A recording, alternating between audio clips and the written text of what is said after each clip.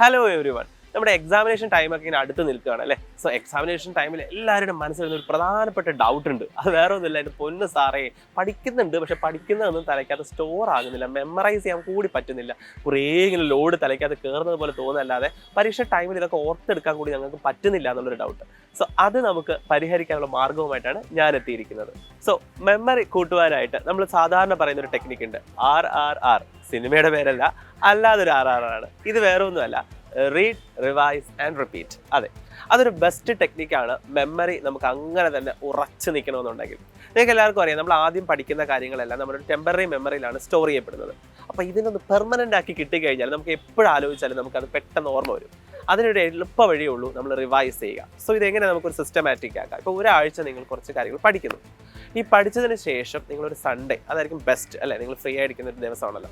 So Sunday അല്ലെങ്കിൽ ഒരാഴ്ചയിൽ ഒരു 5 ദിവസത്തിൽ ഒരിക്കലെങ്കിലും നിങ്ങൾ എന്ത് ചെയ്യുക, ഇത്രയും ദിവസം എന്തൊക്കെ പഠിച്ചോ അതൊന്ന് റിവൈസ് ചെയ്യുക.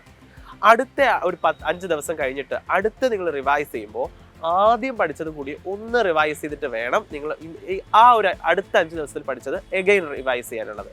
സോ അങ്ങനെ നിങ്ങൾ റിവൈസ് ചെയ്ത് പോകുമ്പോൾ ഉറപ്പായിട്ടും നിങ്ങൾ പഠിച്ച കാര്യങ്ങൾ നിങ്ങളുടെ തലയ്ക്കകത്ത് കുറച്ചുകൂടി നന്നായിട്ട് സ്റ്റോർ ചെയ്യപ്പെടും. എനിക്കറിയാം പരീക്ഷയ്ക്ക് കുറച്ച് ദിവസങ്ങളേ ഉള്ളൂ എന്നൊരിക്കെ നിങ്ങൾ ചെയ്യേണ്ടത് 2-3 ദിവസത്തിനുള്ളിൽ തന്നെ ഈ റിവിഷൻ എന്ത് ചെയ്യുക, കുറച്ചൊന്ന് സ്പീഡപ്പ് ആക്കുക. അങ്ങനെ വരുമ്പോൾ കുറച്ചുകൂടി നമുക്ക് മെമ്മറി പവർ കൂട്ടാനായിട്ട് സാധിക്കും.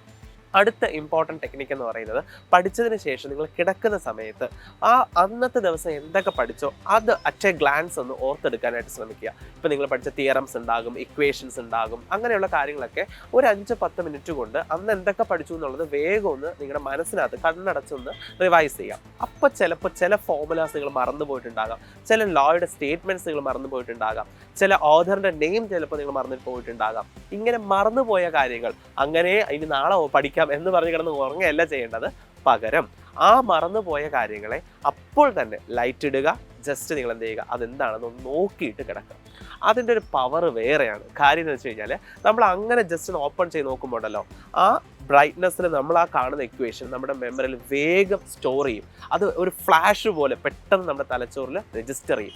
അങ്ങനെ വരുമ്പോൾ ആ ഒരു ഇക്വേഷൻ പിന്നെ ജന്മത്ത് എന്ന് ഞാൻ പറയുന്നില്ല, എന്നാലും കുറച്ച് ദിവസത്തേക്ക് നിങ്ങൾ എന്തായാലും എന്തില്ല മറക്കില്ല. നിങ്ങൾ റിവൈസ് ചെയ്യുകയാണെങ്കിൽ ജന്മത്ത് മറക്കാൻ സൂക്ഷിച്ച് വയ്ക്കാം.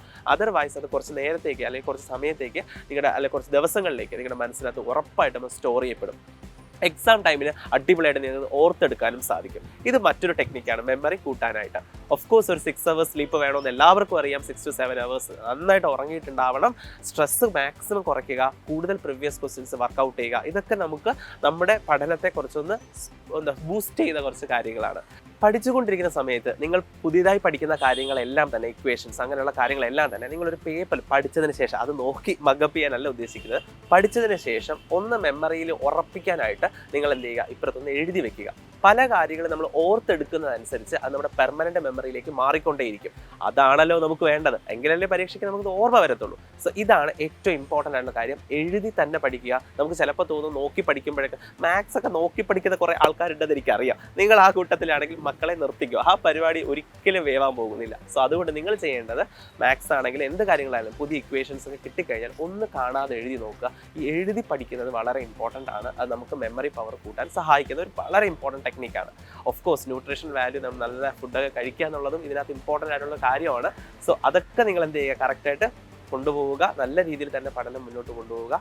നല്ല രീതിയിൽ പഠിക്കുക. സൈലത്തിൻ്റെ സൂപ്പർ 60 അതുപോലെ മാരത്തോണും കാണാൻ മറക്കരുത്. അത് നിങ്ങളുടെ ഈ മെമ്മറി ഒന്ന് റിവൈസ് ചെയ്ത് തരാനൊക്കെ ഒരുപാട് നിങ്ങളെ സഹായിക്കുന്ന കാര്യങ്ങളായിരിക്കും. അപ്പോൾ ഓൾ ദി ബെസ്റ്റ്. അപ്പോൾ നമുക്ക് അടുത്തൊരു വീഡിയോയിൽ വീണ്ടും കാണാം.